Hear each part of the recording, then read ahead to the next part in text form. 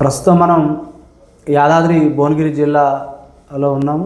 ఇక్కడ all India Banjara సేవా సంఘ్ యాదాద్రి భువనగిరి జిల్లా అధ్యక్షులు దిరావత్ శ్రీను నాయక్ గారు మనతో పాటు ఉన్నారు. నమస్కారం sir.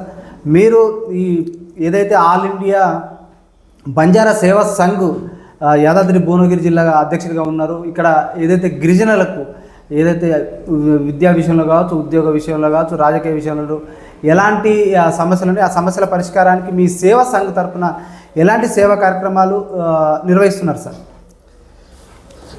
Me all India Banjara సేవా సంఘ్ జిల్లా అధ్యక్షుడిని దిరావత్ శ్రీను నాయక్. నేను అయితే మీరు అన్నట్టు మాకు గిరిజనకు ఏదైతే 12% రిజర్వేషన్ ఇస్తామని చెప్పేసి అన్నారో అది గత ప్రభుత్వంలో కేసీఆర్ గారు ఉన్నప్పుడు హామీ ఇచ్చారు, కొన్ని పథకాలు గిట్ట ఇవ్వడం జరిగింది.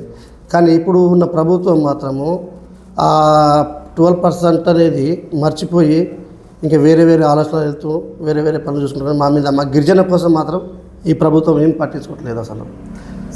సార్, ఇక్కడ ఏదైతే రాష్ట్ర ప్రభుత్వాల నుంచి కావచ్చు, కేంద్ర ప్రభుత్వాల నుంచి కావచ్చు, గిరిజనులకు ఈ సేవా కార్యక్రమాలు కావచ్చు, ఏదైనా అభివృద్ధి పనుల విషయంలో కావచ్చు, ఈ గిరిజనులకు ఎలాంటి న్యాయం జరుగుతుంది కేంద్ర రాష్ట్ర ప్రభుత్వాల నుంచి? రాష్ట్ర ప్రభుత్వంలో గతంలో ఉన్న ప్రభుత్వం టీఆర్ఎస్ ప్రభుత్వం మాత్రము తండాలను అంటే 250 ఓట్లు ఒక 150 ఉన్న ఇండ్ల కాడ గ్రామ పంచాయతీ ఇచ్చారు గత ప్రభుత్వం. గ్రామ పంచాయతీ ఇచ్చి ఆ గ్రామానికి అనేక అభివృద్ధి పనులు కూడా చేసడం జరిగింది.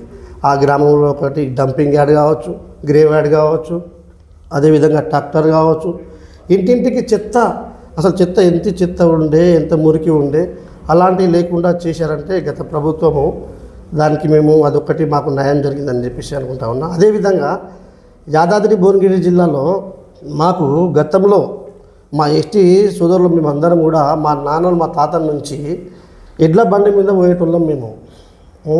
ఇప్పుడు వరకు మా కాడ రెడ్డి సత్రం, బీసీ సత్రం అన్ని సత్రాలు ఉన్నాయి. మాకు ఒక బంజారా సత్రం కేటాయించాలని చెప్పేసి మేము గతంలో గట్రా ప్రభుత్వాన్ని డిమాండ్ చేశాను. అది ఇంకా ఎలాంటి దాని మీద ఎలాంటి దృష్టి వాళ్ళ ప్రభుత్వం తీసుకోలేదు. కాబట్టి ఇప్పుడున్న ప్రభుత్వమైనా మాకు ఒక ఎకరం భూమి ఇచ్చి అక్కడ యాదాద్రి భువనగిరి పుణ్యక్షేత్రంలో మాకు ఒక ఎకరా భూమి ఇచ్చి ఒక భవనం నిర్మిస్తే బాగుంటుందని చెప్పేసి నేను భావిస్తూ ఉన్నా.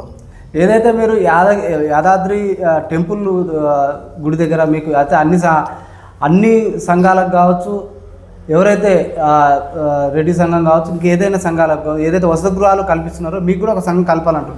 మీరు గత ప్రభుత్వంలో డిమాండ్ చేశారా? ఇప్పుడున్న ప్రభుత్వాన్ని కూడా ఏమైనా మొరపెట్టుకున్నారు? ఇప్పుడున్న ప్రభుత్వానికి కూడా మేము డిమాండ్ చేస్తూ ఉన్నాము. మేము రేపటి నుంచి మేము ఆల్రెడీ కార్యక్రమం మొదలు పెడతాము. ఖచ్చితంగా మేము ప్రభుత్వం దృష్టి తీసుకుపోతాము. ప్రభుత్వం మాకు సహకరించాలని చెప్పేసి కోరుతూ ఉన్నాము.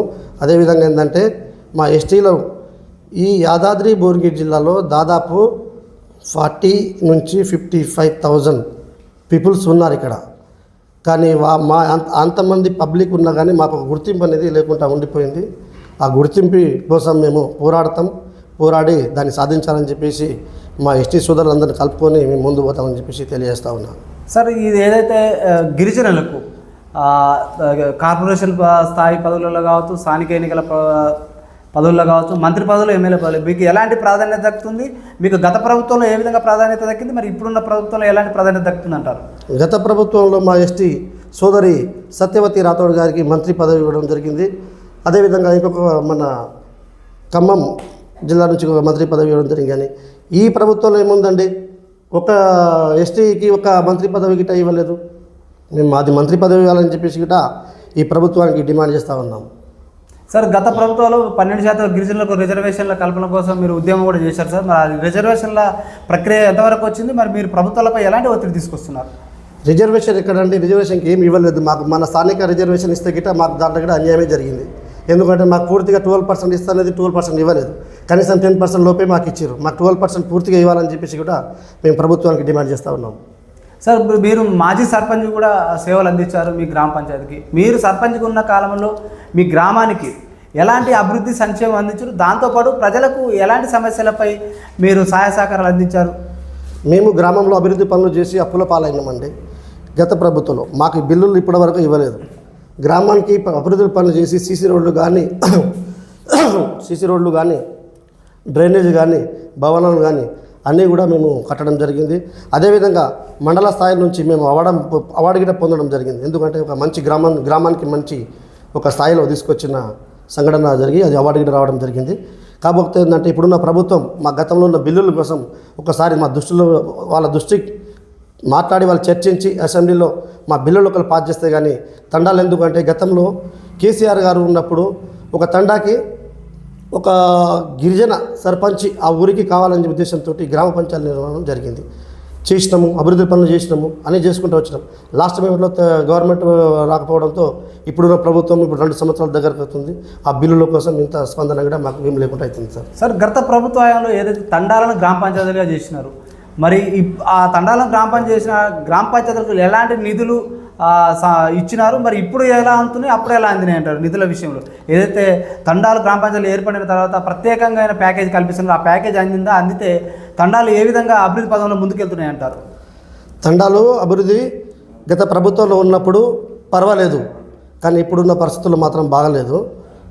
మనకు తండాలు ఎలాగైతే లాస్ట్ టైము ఎలాగైతే ప్రభుత్వం నడిపించారో మళ్ళీ అలాగే నడిపిస్తే బాగుంటుందని చెప్పేసి కూడా డిమాండ్ చేస్తూ ఉన్నాం. అదేవిధంగా మేము తండాలకు న్యాయం అంటే 100% కేసీఆర్ చేసినట్టే. ఎందుకంటే ఒక తండా 3 కిలోమీటర్ 4 కిలోమీటర్ దూరం ఉంటే మా గిరిజన సోదరులు రేషన్ షాప్ కోసం వెళ్ళి తీసుకొస్తే మూట మోసుకొని వస్తే కింద వాళ్ళకి చెప్పులు ఇట్లా ఉండవండి మా వాళ్ళకు.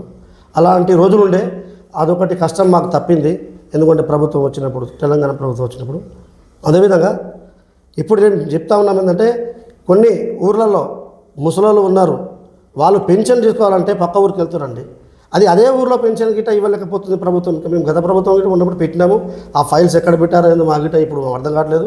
కాబట్టి ఈ ప్రభుత్వం ఉన్న ప్రభుత్వం కానీ ఏ ఊర్లో అయితే ఉన్నారో పెద్దవాళ్ళు, ముసలవాళ్ళు కావచ్చు, వికలాంగులు కావచ్చు, వృద్ధులు కావచ్చు, వాళ్ళకు అదే ఊర్లో పెన్షన్ ఇవ్వాలని చెప్పేసి కూడా డిమాండ్ చేస్తూ ఉన్నాం.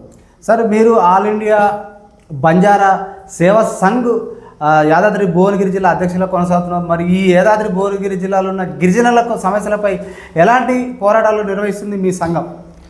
మేము ఖచ్చితంగా మా గిరిజన సోదరులందరూ కలుపుకొని మాకు ఏదైతే 12% ఇస్తామని హామీ ఇచ్చారో ఆ హామీ ఇచ్చేదాకా మేము పోరాడుతూనే ఉంటామని చేసి డిమాండ్ చేస్తూ ఉన్నాం. సార్, ఇక్కడ ఏదైతే మీరు ఆలేరు మార్కెట్ కమిటీ నియామకంలో కూడా మీకు మరి అక్కడ కమిటీ నిర్ణయం ప్రకారం మీ కమిటీలలో మీకు ఏం చోటు దక్కలేదా? మరి ఆ చోటు ఎలాంటి పరిస్థితులు అక్కడ దాపరించినాయి అంటారు? మాకు గత ప్రభుత్వంలో ఉన్నప్పుడు కూడా మేము గత విప్పు గారు గొంగడి సునీత మహేంద్ర గారు ఉన్నప్పుడు కూడా విజ్ఞప్తి చేశాము, కానీ మాకు అప్పుడు కూడా ఏం జరగలేదు. ఇప్పుడు ఈ ప్రభుత్వం కూడా ఉన్నా కానీ మాకు ఆలేరు మార్కెట్ కమిటీ అంటే అది ఆల్రెడీ ఇంతకుముందు మన ఆలేరు అంటే మేము భువనగిరి కింద ఉన్నాం. మేము ఇప్పుడు తీసుకెళ్ళి ఆలేరులో వేశారు కాబట్టి మాకు అది కూడా అందుబాటులో లేకుండా మాకు ఇంత పెద్ద ఆధార్ కాన్స్టిట్యూన్సీలో మా ఏరియాలో ఉండాలని చెప్పేసి డిమాండ్ చేస్తూ ఉన్నాం. సార్, ఇప్పుడు మీ బంజారా సేవా సంఘం నుంచి కావచ్చు, మీ గిరిజనులకు ఎలాంటి డిమాండ్లు ఉన్నాయి? ఆ డిమాండ్లను ఇప్పుడున్న ప్రభుత్వానికి ఏమి డిమాండ్లు మీరు ప్రతిపాదన పెడుతున్నారు సార్? సార్, మాకు ఇవ్వాల్సింది 12% ఇవ్వాలి సార్. అదొకటి. మాకు ఇచ్చే ఉద్యోగాలు మాకు ఇవ్వాల్సింది వస్తుంది సార్. ఎందుకంటే మా ఎస్టీలు చాలా కష్టపడి చదువుకుంటారు, వాళ్ళు చాలా వెనుకబడి ఉన్నారు. వాళ్ళ కోసం మేము ఎంతో ఇది చేస్తూ ఉన్నాము. అదేవిధంగా ఇప్పుడు ఆల్ ఇండియా బంజారా సేవా సంఘం అంటే ఢిల్లీలో ఉంటుందండి. కాకపోతే ఇప్పుడు పక్క రాష్ట్రంలో కర్ణాటకలో ఒక పెద్ద ఇది ఉన్నది, మన మందిర్ ఉన్నది. అదేవిధంగా మన తెలంగాణ రాష్ట్రంలో గిట అలా నిర్మిస్తే బాగుంటుందని చెప్పేసి భావిస్తూ ఉన్నాను. ఇది సేవా సంఘ్ మందిర్. సేవా సంఘం. సార్, మీరు భవిష్యత్తులో మరి ఏదైతే గిరిజనుల కోసం మీరు జిల్లాకు చేరుకుంటున్నారు, గిరిజనుల సమస్యలపై ఎలాంటి పోరాటాలు నిర్వహించబోతున్నారు సార్? మేము గతంలో పోరాడాము, ఇప్పుడు కూడా పోరాడతాము. మాకు 12% వచ్చే వరకు మేము పోరాడుతూనే ఉంటాము. మా ఎస్టీలకు న్యాయం జరిగే వరకు మేము ఇంకా గిట ముందు పోతామని చెప్పేసి ఈ సందర్భంగా తెలియజేస్తా ఉన్నాం. Okay sir, thank you sir. చూస్తూనే ఉండండి మీ తెలుగు.